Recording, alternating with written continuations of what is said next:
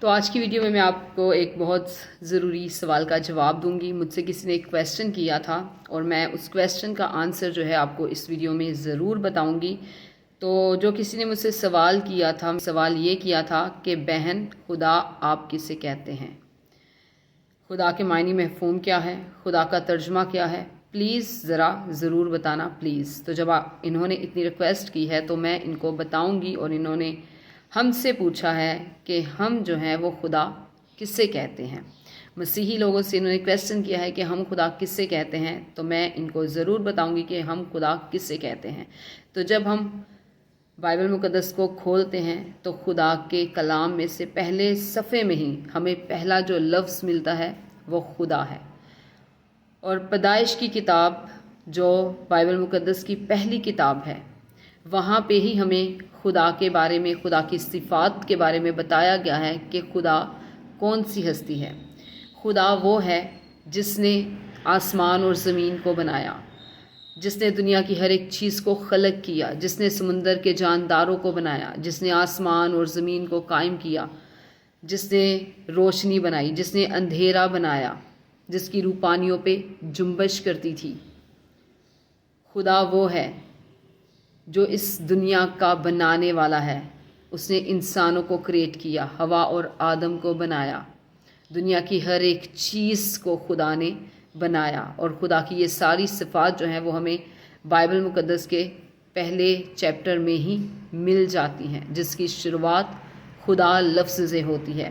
اور خدا کا جو ذاتی نام ہے وہ یہوہ ہے، اور خدا نے اپنے بندہ یسایہ نبی کی معرفت کہا کہ یہوہ میں ہوں اور یہی میرا نام ہے۔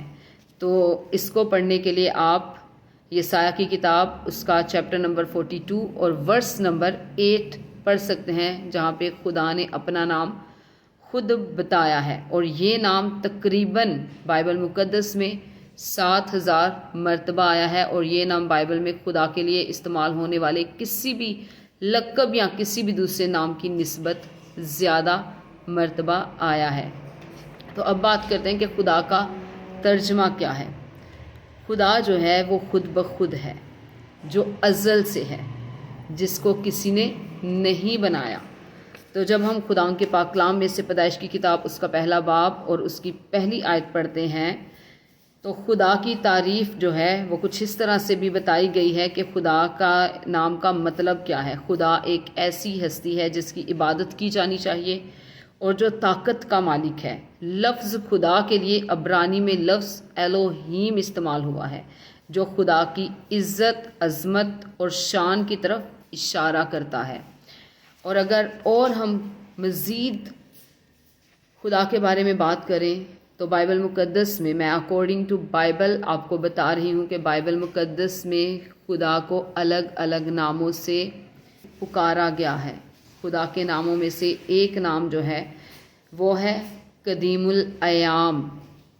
دانیل کی کتاب اس کا 7 باب اس کی 9 آیت میں لکھا ہے کہ خدا جو ہے وہ قدیم الایام ہے، جس کا مطلب ہے اس کا کوئی آغاز نہیں تھا، وہ ہمیشہ سے ہے اور کسی بھی چیز کے وجود میں آنے سے وہ پہلے موجود تھا۔ پھر خدا کو قدوس کہا گیا ہے۔ اگر ہم امثال کی کتاب اس کا 9 باب اور اس کی 10 آیت میں پڑھیں تو وہاں پہ ہمیں قدوس کا ذکر ملتا ہے، جو خدا کے لیے بولا کیا ہے، خدا کے لیے استعمال کیا گیا ہے، اور جس کا مطلب ہے وہ ہر لحاظ سے پاک ہے اور پاکیزگی میں اس کا کوئی ثانی نہیں۔ پھر خدا کو ہم قادر مطلق کے نام سے بلاتے ہیں۔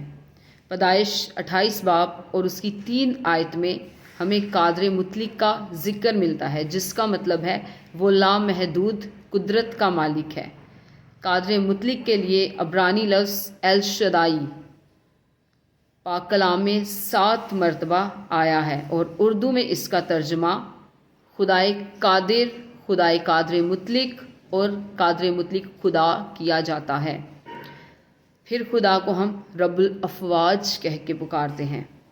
یسایہ نبی کی کتاب اس کا پہلا باب اس کی 9 آیت میں ہمیں رب الافواج کا ذکر ملتا ہے، جس کا مطلب ہے وہ فرشتوں کی ایک بہت بڑی فوج کا کمانڈر ہے۔ تو میں امید کرتی ہوں کہ آپ کو لفظ خدا کا جو ہے اس کا مفہوم بھی پتہ چل گیا، اس کا ترجمہ بھی پتہ چل گیا ہے، اور ہم خدا کس کو کہتے ہیں یہ بھی آپ کو پتہ چل گیا ہے۔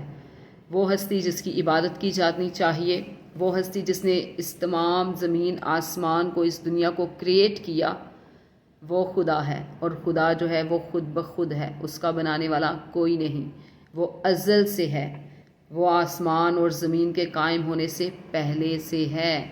اس نے ہی اس زمین کو بنایا، اس نے آسمان کو بنایا، اس نے ہوا کے پرندوں کو بنایا، اس نے دنیا کی ہر ایک چیز کو خلق کیا، اس نے انسان کو بنایا اور انسان میں زندگی کا دم پھونکا۔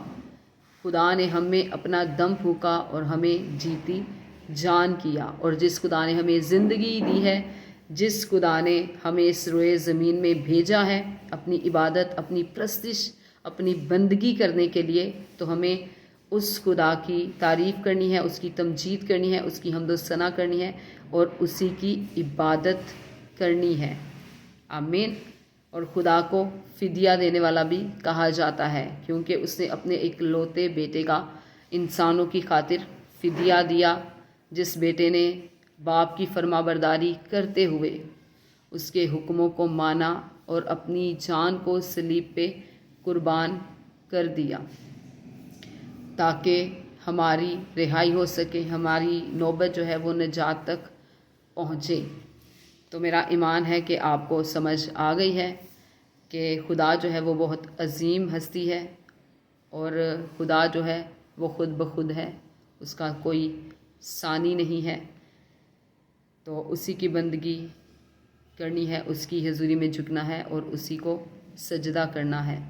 خدا جو ہے وہ ہمارا سیویئر ہے، خدا ہمارا پروائیڈر ہے، وہ یہوہ یری ہے جو مہیا کرتا ہے۔ آمین۔